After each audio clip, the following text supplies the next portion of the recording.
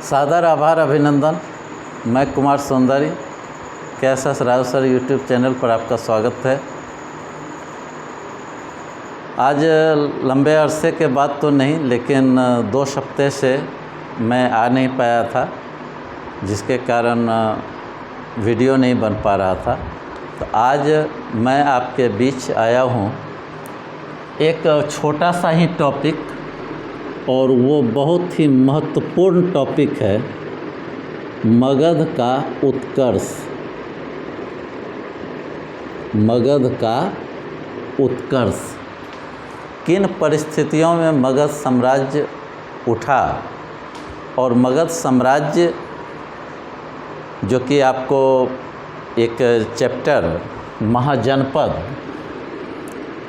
महाजनपद के बारे में आपको एक वीडियो मैंने आपके लिए बनाया था, जिसमें 2 किताबें थीं।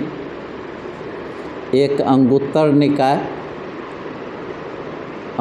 निकाय जो बौद्ध साहित्य था, और एक भगवती सूत्र जो जैन साहित्य था।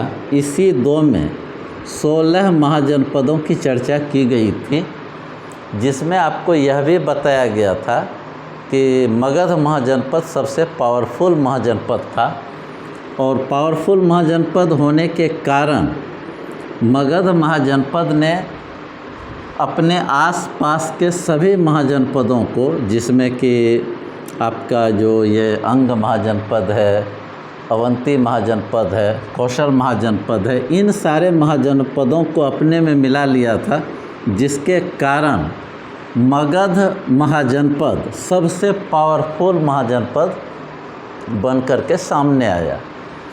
तो वहाँ पर एक शासन व्यवस्था की शुरुआत होती है, और उसी में सबसे पहला शासक बिंबिसार होता है।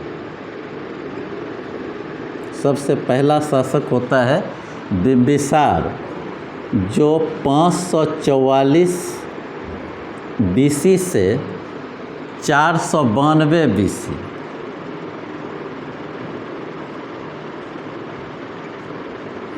544 BC से 492 BC तक इनका शासनकाल रहता है।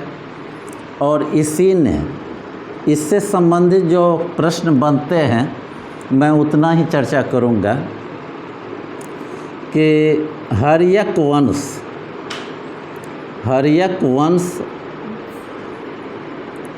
का संस्थापक था। ये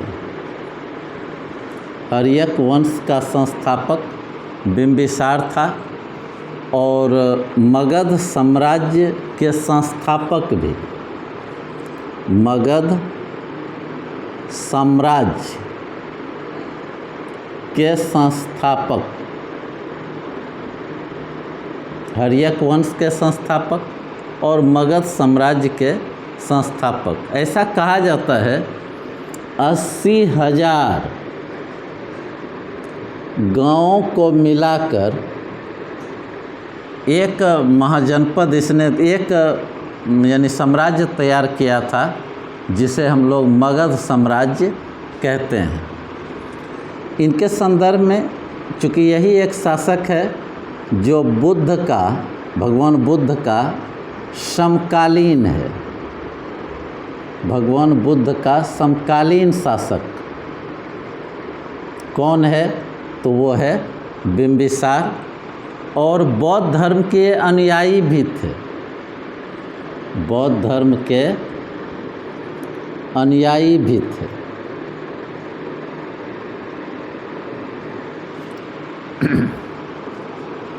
इन्होंने जो अपनी राजधानी बनाई थी, बिंबिसार ने जो राजधानी बनाई थी, वो राजधानी है गिरिव्रज।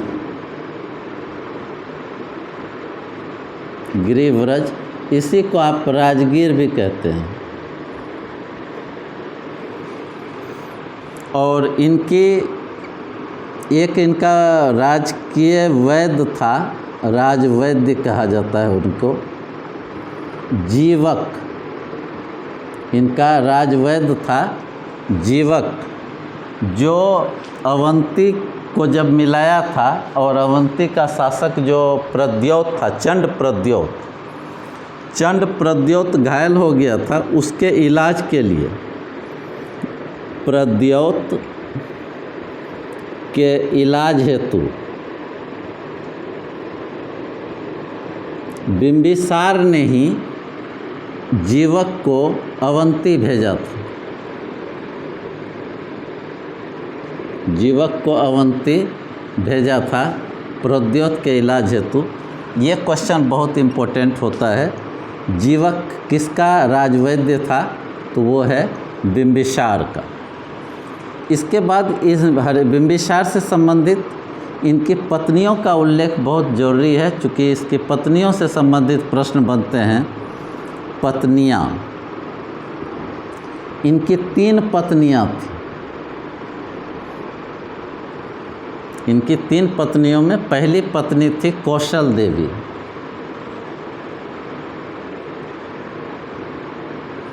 कौशल देवी जो बनारस के समीप वो प्रसेनजीत का शासन था, उन्हीं की ये बहन थी, प्रसेनजीत की बहन।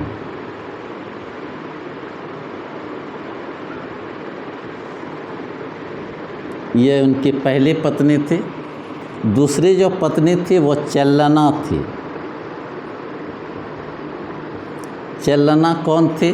तो चेल्लना के बारे में आप जानते होंगे, लिच्छवी गणराज्य का एक राजा होता था, चेटक। चेटक की ही ये बहन थी चेल्लना, लिच्छवी के चेटक की बहन।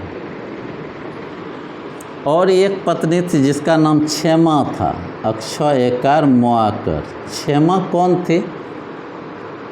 तो एक मद्र देश था, मद्र देश की राजकुमारी थी, मद्र देश की राजकुमारी। ये इनकी तीसरी पत्नी थी। तो इसमें देखिए बिंबिसार का शासनकाल 544 से 492 ईस्वी ईसा पूर्व। हर्यक वंश के संस्थापक थे, मगध साम्राज्य के भी संस्थापक थे। कहा ऐसा जाता है कि 80,000 गाँवों की। बुद्ध का ये समकालीन शासक भी था और बौद्ध धर्म के अनुयायी भी थे। और इनकी राजधानी गिरिव्रज थी और इनका जो राजवैद्य था वो जीवक था। इस वंश का जो दूसरा शासक है उसे भी आप जानिए। इस वंश का दूसरा शासक है अजातशत्रु। अजातशत्रु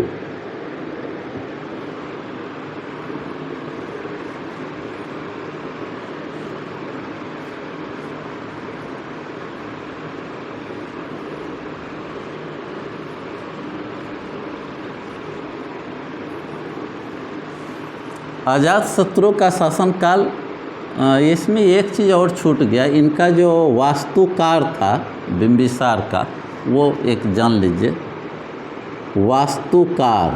वास्तुकार होता है जो किस तरह घर बनने चाहिए, तो ये किस तरह शहर का निर्माण होना चाहिए। इसका जो वास्तुकार था वो महागोविंद था। एक बार पीएससी के एग्ज़ाम में ये पूछा गया था कि बिंबिसार के वास्तुकार कौन थे, तो महागोविंद था। तो दूसरा शासक है अजातशत्रु। जो क्वेश्चन बनता है बस उतना ही, इससे ज़्यादा क्वेश्चन इसमें बन नहीं पाता है। अजातशत्रु का शासनकाल शुरू होता है वही 492 से 460 BC। 492 BC से 460 BC। ये अजातशत्रु बिंबिसार का पुत्र था और ये कुनिक के नाम से प्रसिद्ध थे। कुनिक के नाम से प्रसिद्ध। कुनिक के नाम से प्रसिद्ध कौन था? तो अजातशत्रु था। उसके बाद ये अपने पुत्र के हंता भी थे, अपने पिता के हंता भी थे, यानी बिंबिसार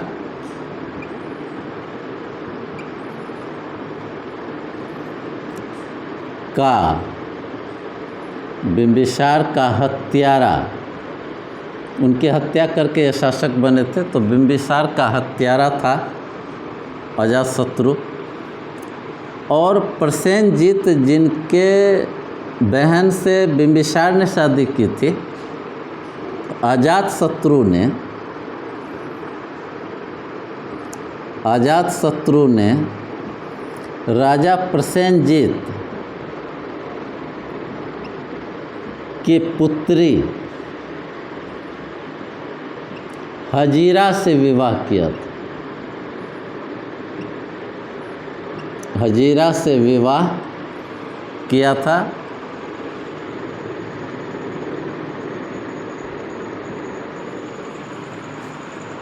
अजातशत्रु भी बौद्ध धर्म से वास्ता रखते थे, बौद्ध धर्म के अनुयायी। और आपको पता हो कि बौद्ध धर्म के जो अनुयायी थे, तो राजगीर में आप अगर गए हों तो वहाँ पर गृद्धकुट पर्वत पर एक बना हुआ है स्तूप, उसका निर्माण अजातशत्रु ने ही किया था। राजगीर में स्तूप निर्माण किसने किया था? तो अजातशत्रु ने। और आपको यह भी पता हो कि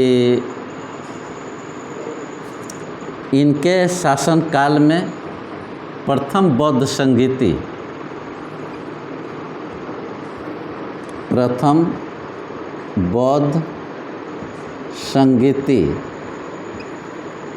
जो 483 बीसी में 483 बीसी में प्रथम बौद्ध संगीति हुई थी। और वो अजातशत्रु के ही शासनकाल में।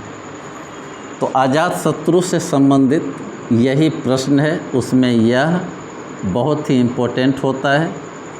प्रथम बौद्ध संगीति किसके शासनकाल में हुई थी? तो अजातशत्रु के शासनकाल में। कब हुई थी? 483 बीसी।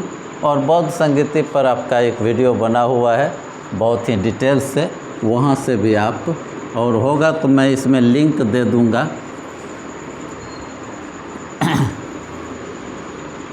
हालांकि इस वंश में और भी शासक हुए, लेकिन प्रमुख रूप से यही 2 शासक हुए।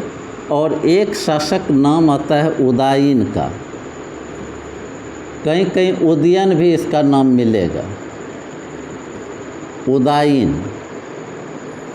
उदायीन जो था उनका शासनकाल 460 से 440 बीसी तक, 460 बीसी से 440 बीसी तक ये इनका शासनकाल था। ये अंतिम शासक नहीं थे, वो अंतिम शासक थे, वो क्या नाम है, ये नागदशक। उदायीन के संदर्भ में सबसे पहले यह भी अपने पिता का ही अनुसरण किया। जिस तरह इनके पिता ने अपने पिता की हत्या की थी, तो इन्होंने भी अजातशत्रु यानी पिता का हत्यारा था ये, उन्हीं की हत्या करके 460 बीसी में उदायीन शासक बनता है। उसके बाद गंगा, उसके बाद सोन नदी और गंडक, इन 3 नदियों के संगम पर एक जगह है पाटलिपुत्र। पाटलिपुत्र की स्थापना भी है, यानी इसी का नाम रखा था पटना की स्थापना, या संस्थापक लिखिए। उदयन ने पटना की स्थापना की थी जो गंगा, सोन और गंडक नदी के संगम पर अवस्थित। उसके बाद इन्होंने राजधानी भी परिवर्तित की। जो राजगीर राजधानी थी, राजगीर से राजधानी ट्रांसफ़र करके ये ले आए थे पटना। तो एक क्वेश्चन यहाँ है बहुत इम्पोर्टेंट, पटना के संस्थापक कौन थे? तो वो थे उदयन, और राजगीर से पटना राजधानी परिवर्तित करने वाला शासक उदयन ही था। उसके बाद इस वंश का अंतिम शासक यानी हर्यक वंश का अंतिम शासक, हर्यक वंश का अंतिम शासक कौन था? तो नागदशक था। इसी नागदशक जो बहुत ही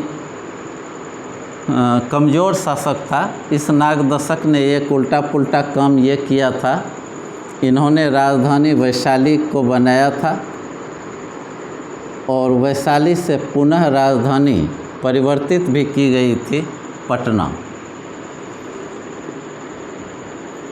वैशाली से पटना राजधानी। हर्यक वंश का अंतिम शासक कौन था? तो वो था नागदशक। इसी का अमात्य था, अमात्य आप जान चुके होंगे, अमात्य मंत्री था जिसका नाम था शिशुनाग।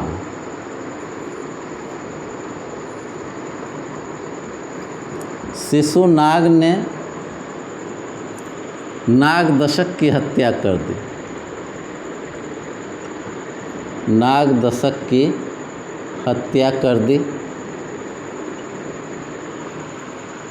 शिशुनाग ने नागदशक की हत्या कर दी और शिशुनाग वंश की स्थापना की। शिशुनाग वंश की स्थापना किसने की? तो शिशुनाग ने की।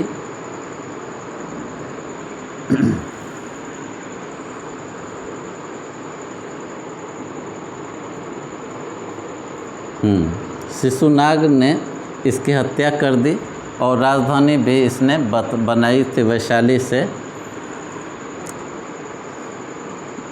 फिर इनका जो पुत्र था शिशुनाग का पुत्र था कालाशोक। कालाशोक ने पटना को राजधानी बनाई थी। कालाशोक ने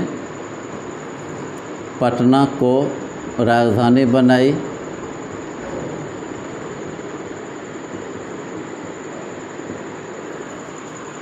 और द्वितीय बौद्ध संहिता बहुत इम्पोर्टेंट है इसमें यह क्वेश्चन।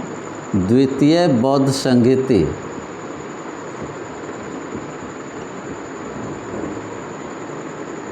द्वितीय बौद्ध संहिता 383 BC में इन्हीं के शासनकाल में हुआ था।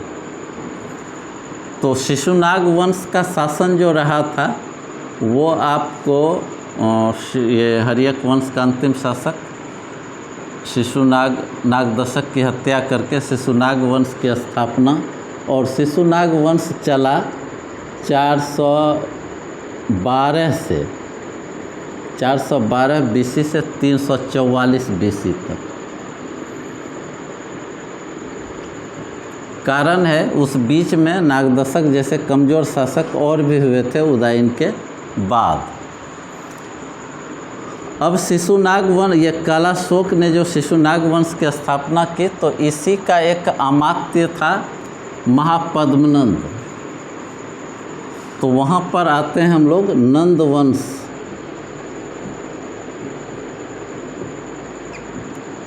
नंद वंश मौर्य के पहले का ये सब है।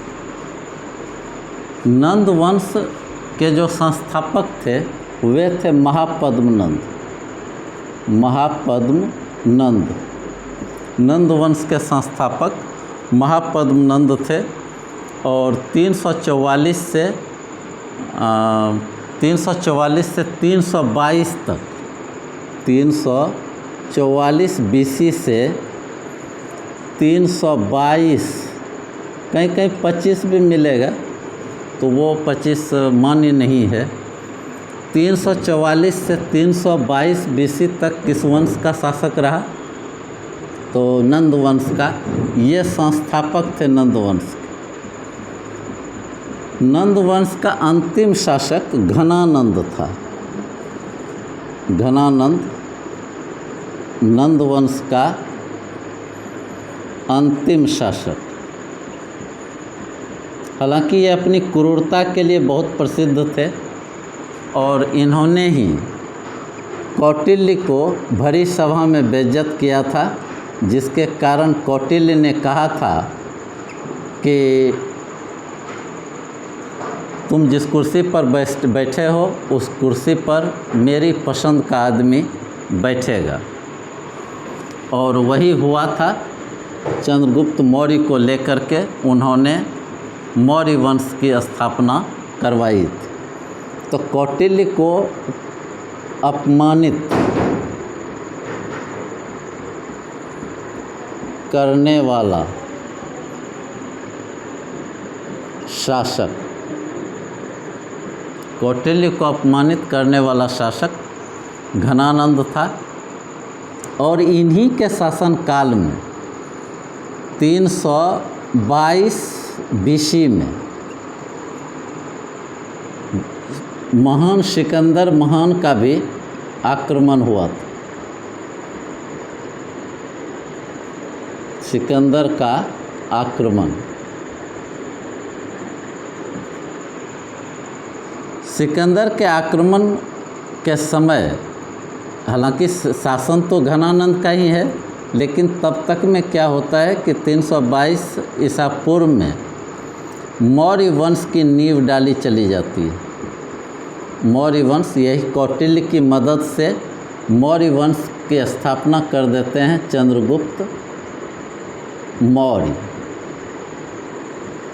और इसी चंद्रगुप्त मौर्य का शासन चलता है 322 BC से